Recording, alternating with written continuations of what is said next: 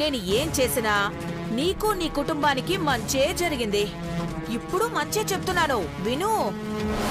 చిన్నమ్మగారు, చిన్నబాబు ఐశ్వర్య పైకి ప్రేమ ఒలకబోసినా తన కొడుక్కి పనివాడి కూతుర్ని చేసుకోవడం ఇష్టం లేక ఇవన్నీ చేస్తున్నారు.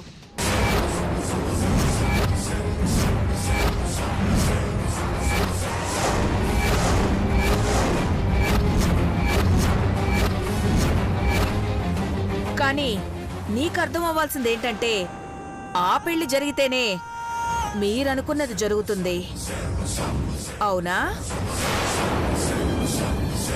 అలా కాకుండా వాళ్ళనుకున్నట్టు అభికి సౌందర్యనిచ్చి కట్టబెట్టాలని చూస్తే ఏం జరుగుతుందో తెలుసు కదా.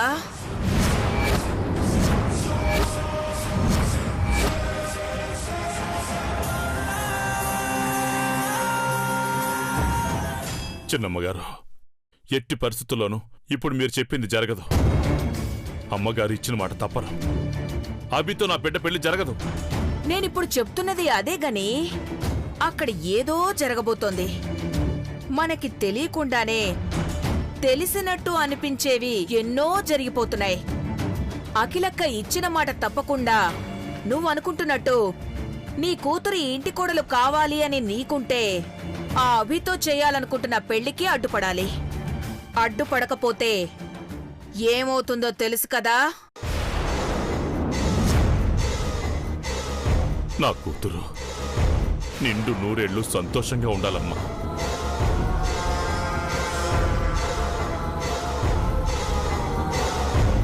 నీ కూతురు నిండు నూరేళ్లు సంతోషంగా ఉండాలంటే అఖిలక్క నీకిచ్చిన మాట తప్పకూడదు. నువ్వు ప్రేమపూర్వకంగా అర్థిస్తే నిన్ను మన్నిస్తుంది, లేదంటే నీకిచ్చిన మాట నీటి మీద రాతే అవుతుంది.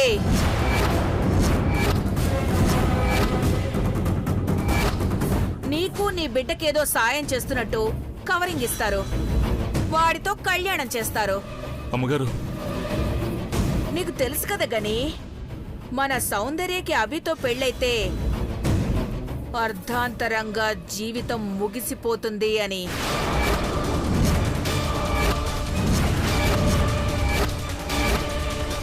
ఏయ్, సౌందర్యను, అదే మన పార్వతిని ఈ జన్మలోనైనా నిండు నూరేళ్లు సంతోషంగా చూడాలని నీతో పాటు నాకు ఆసుంది. కానీ నువ్వు పట్టుపట్టకపోతే, అఖిలకిచ్చిన మాట నిలబెట్టుకోమని ప్రాధేయపడకపోతే మన ఆశ నిరాశే అవుతుంది గని.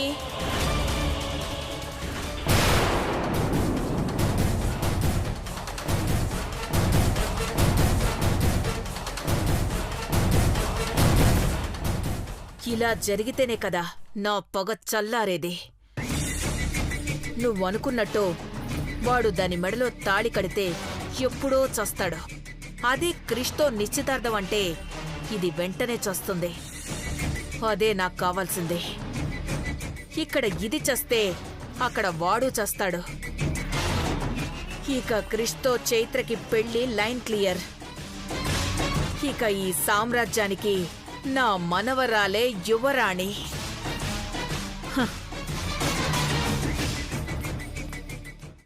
అయ్యా, భవానమ్మగారు చెప్పేది నమ్మేలాగానే ఉంది. నమ్మాలనా వద్దా? నమ్మినా నమ్మకపోయినా ఆవిడ చెప్పిన మాటలో ఒకటి మాత్రం నిజం సరస్వతి. చిన్నబాబు గారు, ఐశ్వర్య అమ్మగారు ఇద్దరూ కలిసి మన సౌందర్య ప్రేమను నిలబెట్టడానికి అభితో పెళ్లి చేయాలనుకుంటున్నారు. ఇది నిజం. అమ్మగారికి ఏవేవో చెప్పి ఇచ్చిన మాటను తప్పేలా చేస్తున్నారు. అభితో సౌందర్య పెళ్లి జరగడానికి వీల్లేదు. అమ్మగారు తన ఇచ్చిన మాటను నిలబెట్టుకోమని ఒత్తిడి తేవాలి, నిలబెట్టుకునేలా చేయాలి. చేస్తాను.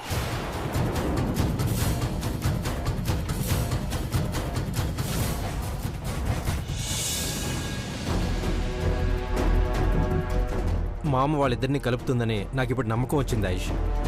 మామ డిసైడ్ చేస్తే కానీ ఎదురు చెప్పలేడు. అవును మహి, ఆ పిచ్చి పిల్ల ఇష్టానికి వ్యతిరేకంగా జరుగుతుందని మనసు ఎంత కష్టపెట్టుకుందో. ముందు సౌందర్యకి ధైర్యం చెప్పాలి.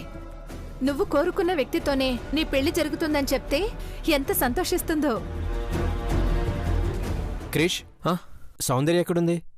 తెలీదు డాడ్. అమ్మా చైత్ర, నువ్వు సౌందర్యం చూసావా? గదిలో ఉన్నట్టుందంటీ. పదమహి. రండి. సౌందర్య,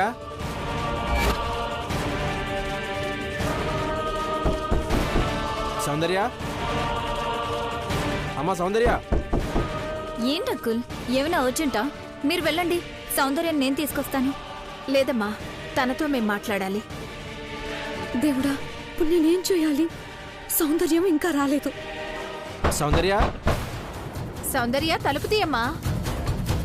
అమ్మా సౌందర్య, ఒక్కసారి తలుపు తీయమ్మా. నీతో ఒక ముఖ్యమైన విషయం మాట్లాడాలి. ఇప్పుడు తలుపు తీయకపోతే ఏం జరుగుతుందో.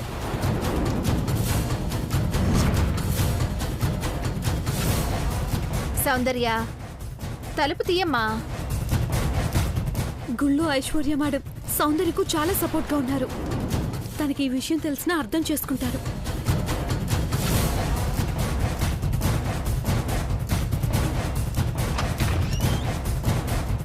నువ్వున్నావేంటి? సౌందర్యదమ్మా. ఏ, నువ్వేంటి ఇక్కడున్నావు? సౌందర్య ఏదమ్మా? అది తను అదే. సౌందర్య ఏదమ్మా? తనెక్కడమ్మా? తనకో ముఖ్యమైన విషయం చెప్పాలి. అయినా ఈ టైంలో తనెక్కడికి వెళ్ళింది? ఒకవేళ తను... సౌందర్య ఎక్కడికి వెళ్ళిందో నీకు తెలుసా? తెలిస్తే చెప్పు చంద్రిక.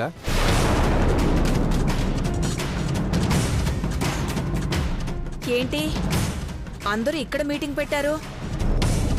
ఏమైంది చిన్నబాబు? ఏమైంది క్రిష్? నువ్వైనా చెప్పు ఐశ్వర్య. సౌందర్యతో మాట్లాడదామని. ఓ, చెప్పవేంటమ్మాయి? సౌందర్యని నేనే బయటకు పంపానని.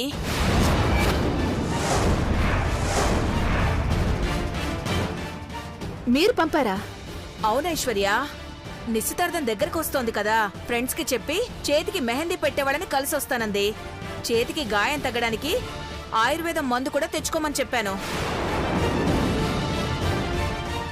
చంద్రిక, తనొచ్చాక నన్ను కలవమని చెప్పమ్మా.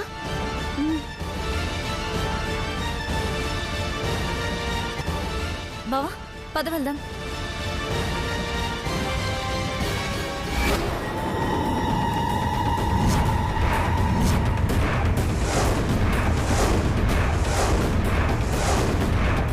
ఏయ్, ఎక్కడికెళ్ళిందే అది? నువ్వు చెప్పేదేంటే నాకు? వాడి దగ్గరకెళ్ళిందని నాకు తెలుసులే. ఇంట్లో వాళ్ళకి ఈ విషయం తెలిస్తే దాని అమ్మ నాన్న ఉరిపోసుకుని చస్తారని గుర్తుపెట్టుకో. దాన్ని ఇంటికి ఎలా తీసుకురావాలో నాకు తెలుసు. ఇంకోసారి అతి తెలివి చూపించి అనవసరమైన విషయాల్లో తలదూరిస్తే నీ జీవితాన్ని తలకిందులు చేస్తాను. జాగ్రత్త. పోయి కడిచే.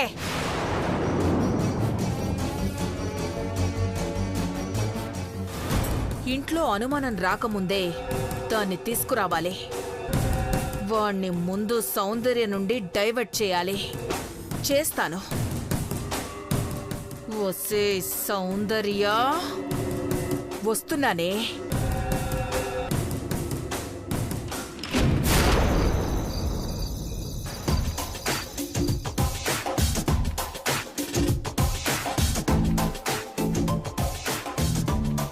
అవి నిద్రపోయావనుకున్నాను. నువ్వు పక్కన లేకపోతే నిద్ర ఎట్లొస్తుంది అభి? నిద్రపోయినా కూడా నువ్వు పక్కన లేకుంటే నాకిట్టే తెలిసిపోద్ది. అదేంటభి, రాత్రిపూట నీళ్లు పోస్తున్నావు? కొన్ని ప్రత్యేకమైన మొక్కలుంటాయి. మనలా అన్నమాట. ఇప్పుడు నీళ్లు పోస్తేనే రాత్రిపూట బాగా శ్రమించి ఉదయానికల్లా అందమైన పూలతో హాయిగా ఉంటుంది మొక్క. ప్రేమనే ఊపిరి మనుషులకెంత అవసరమో మొక్కలకి అంతే కదా. రేపటి సంతోషం కోసం ఈ రోజు కష్టపడుతుంటాయి. అభి, నువ్వు నాకు దగ్గరగా ఉంటే నాకు ఎట్లాంటి బాధ ఉండదు. కనీసం చీమ కుట్టినంత బాధైనా కలగదనే విషయం మా అమ్మా నాన్నలకి ఎప్పుడు అర్థమవుతుందో కదా. వాళ్ళెందుకు భయపడుతున్నారో అర్థం కావడం లేదు. భయం ఇది మనిషి ఎదుగుదలకు ఎంతగా ఉపయోగపడుతుందో మనిషి నాశనానికి అంతే ఉపయోగపడుతుంది. భయపడాలి. మనిషి భయపడ్డప్పుడే రాటు తేల్తాడు. రాటు తేలితేనే జీవితంలో పైకొస్తాడు. ఒక్కోసారి ఆ భయం ఎక్కువైనట్టయితే మనిషికి నిద్ర ఉండదు, సుఖం ఉండదు. జీవితం అంతా భయపడుతూనే ఉండిపోవాల్సి వస్తుంది. మీ అమ్మా నాన్నల భయంలో ప్రేమ ఉంది. నీ మీదున్న అతి ప్రేమ ఆ భయం రూపంలో వాళ్ళని వణికిస్తోంది. వాళ్ళ భయంలోనూ అర్థం ఉంది సౌందర్య. ఓ అనాథని నాతో తిరిగితే నీ జీవితం ఏమవుతుందోనని భయం. నువ్వు అన్నదివేంటబ్బి? ఆకాశంలో ఆ చంద్రుడు ప్రపంచానికే మామ. ఎవరికిష్టం వచ్చినట్టు వాళ్ళు నచ్చిన వరుసతో పిలుచుకుంటారు. నువ్వు కూడా ఆ చంద్రులాంటి వాడివే. ఎందరో నిన్ను అన్నా అన్నా అంటూ ఆరాధిస్తారు. ఇంకెప్పుడూ అనాథనే మాట అనకు. నేనుండగా నువ్వు అనాథవేంటి? అభి అభి అనే పేరు చుట్టూ అనేక బంధాలు అల్లుకొనున్నాయి. వేల కొలది బంధాలకి అభి సొంతం. అభి ఎప్పుడూ అనాథ కాదు. నాకేమీ వద్దు. నీ గుండెలపైన చోటు చాలు. ఆనందంగా బతికేస్తాను.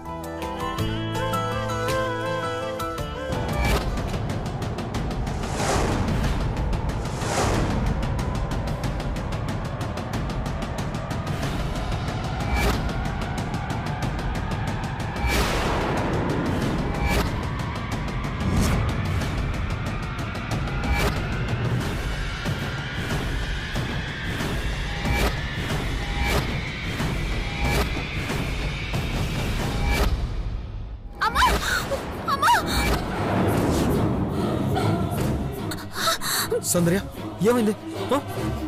ఏం లేదబ్బి. నీకు దగ్గరగా ఉంటే నాకేం కాదు అనుకున్నాను. ఇప్పుడు తేలు ఖర్చిందంటే వద్దు, చెప్పొద్దు. ఏమైంది సౌందర్య? చెప్పు. ఏమైంది సౌందర్య? ఏం లేదబ్బి. ఏమైంది? నువ్వు ఇలా వచ్చావు, మనసుకు చాలా సంతోషంగా ఉన్నా. ఏం జరుగుతుందోనని గుండెల్లో ఎక్కడో ఒక చోట బాధగా ఉంది. ఇంతే హ్యాపీగా ఈ రేయి తెల్లారితే బాగుంటుంది కదా సౌందర్య.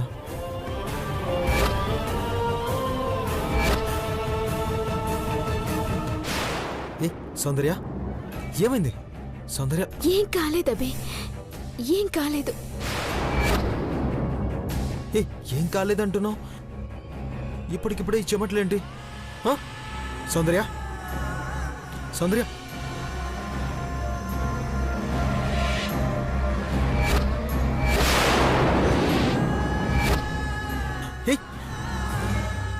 తేలు కుట్టిందా? లేదబ్బి. చూపించు.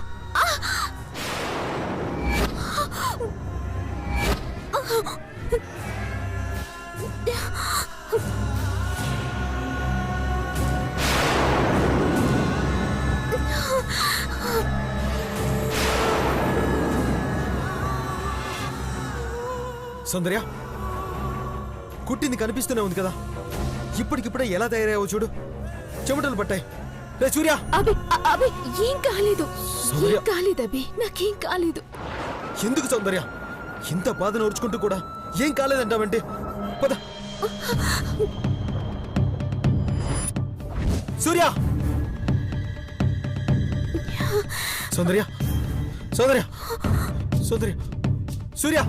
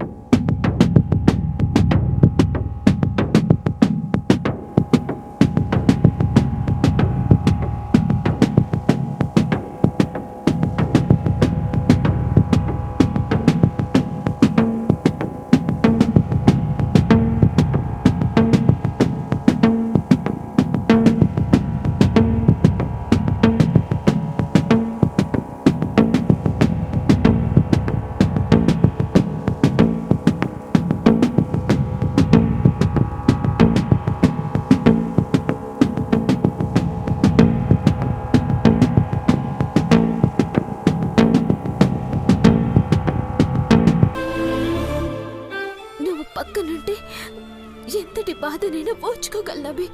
నాకేం కాదు. రే సూర్య, తను అలాగే అంటుందిరా. త్వరగా హాస్పిటల్కి తీసుకెళ్ళి. హాస్పిటల్కి వెళ్తారా?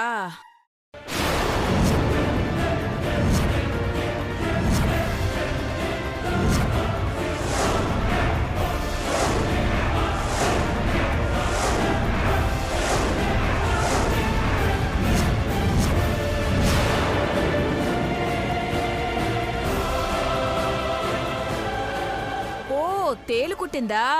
అబ్బబ్బబ్బబ్బబ్బ! సౌందర్య, అయినా దొంగకు ఓర్చుకో. తేలు కుడితే ఓర్చుకోవాలి కానీ ఇలా నానా రభస చేసి హాస్పిటల్కి వెళ్తారా? తప్పు కదూ. భవాని, నువ్వాగో. ఏంటి సౌందర్య,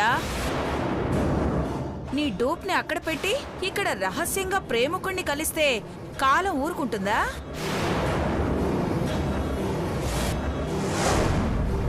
ఇదిగో ఇలాగే తేలు రూపంలో కాటేస్తుంది.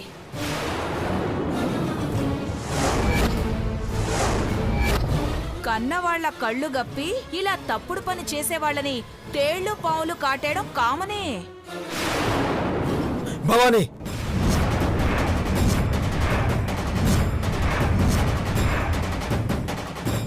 ఆ భవానీనే. ఇక్కడ తేలు కరిచిందన్న నెపంతో నీ ఒళ్ళో కులుకుతుంది. అక్కడ ఆ పిచ్చి తల్లిదండ్రులు ఇది చేసిన పనికి కుళ్ళి కుళ్ళి చచ్చిపోతున్నారు.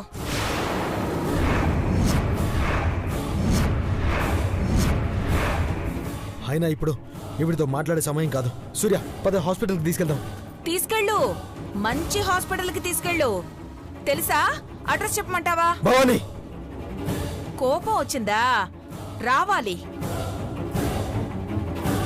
నీ కోపం నేను కళ్ళారా చూడాలి మిస్టర్ అభినందన్.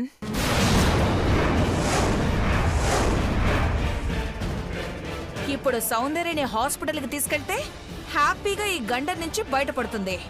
కానీ ఇప్పుడు సౌందర్య ఇంటికి వెళ్ళడం కాస్త లేట్ అయిందంటే ఇటు నుంచి ఇటే శ్మశానానికి వెళ్లాల్సి ఉంటుంది.